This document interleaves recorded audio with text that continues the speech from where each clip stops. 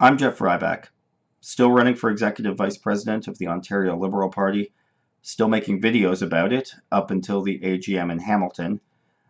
This one is about the leadership race and the rules that govern it. It's going to be a long one.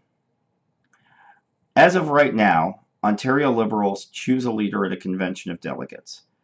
That's what we did in 2020. Quite honestly, we're among the last political parties to still do things this way. It isn't quite as regressive as it seems. Delegates vote for leader, yes, but members vote for delegates. The way the system works, in theory, is that the membership of each riding association votes for delegates who support the leader of their choice. And each riding association, large or small, can send the same number of delegates.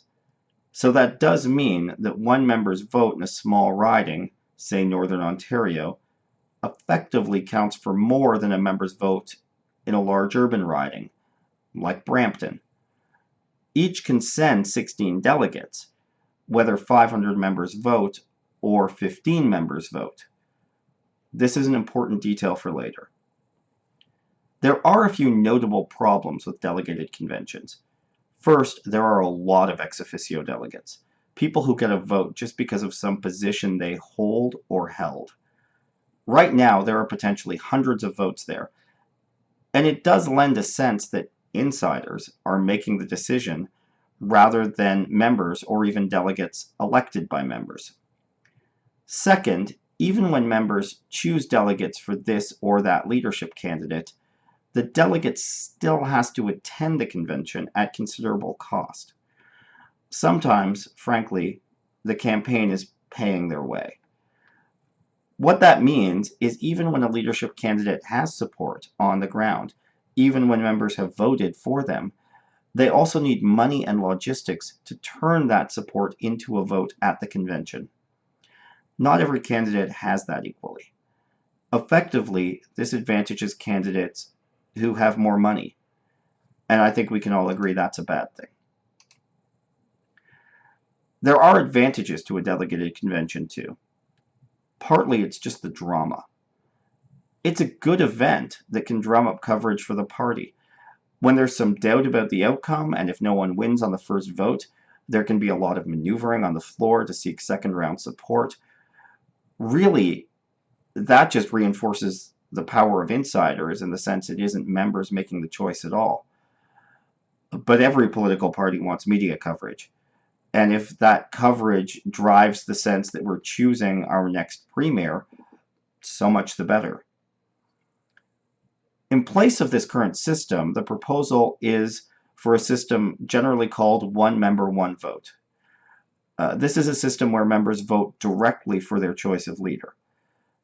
Now, the name one member, one vote makes it seem like every vote is counted equally. But that is not the case. Remember how every riding can elect the same number of delegates whether they have 500 or 15 members voting? If we started counting every vote equally, the riding with 500 members would swamp the importance of voting elsewhere, and the Liberal Party really would be dominated by large urban ridings. So instead, each riding is weighted to the same, or nearly the same, level.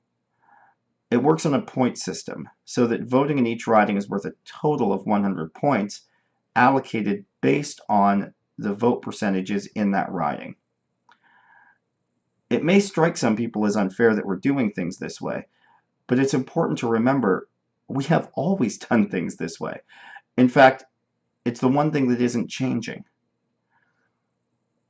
Now here's where things get even more confusing, because there are multiple competing proposals on the table. Some relate to whether smaller ridings where there are few people voting do get the full amount of points or not. And if they don't get the full amount of points, exactly how many points do they get? There are also competing proposals for how many points are allocated to student clubs, how many to women's clubs, etc. Basically, it's all about the math behind how votes are counted and how much weight is given to each. In the end, really, it isn't likely to matter all that much. it still comes down to whether members are voting for delegates who show up and vote for the leader, or whether they're voting directly for the leader. Here's my admittedly simplistic take on things. I just want a process that people can feel good about and that doesn't leave anyone feeling alienated. Right now, we haven't got that. Delegated conventions may have felt good in the past, but now they feel artificial and manipulated. The funny thing is, if you followed everything to this point about how we count votes directly in a one member, one vote system, it's still manipulated. I don't mean that in a bad way.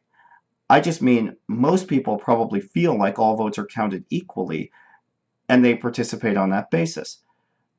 But instead, their votes are fed through a series of formulas which dictate that a vote in one place could easily be far more significant than a vote in another place.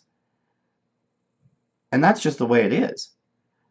Because we are trying to balance all the ridings in Ontario. We're trying to balance different clubs, participation from young liberals, etc. And all of that is important.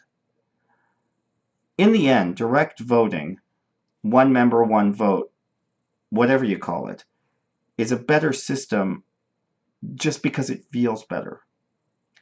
Even if what's going on under the hood is still complicated, on the surface, it's easy to understand. You know who you want to lead the party, and you vote for that leader.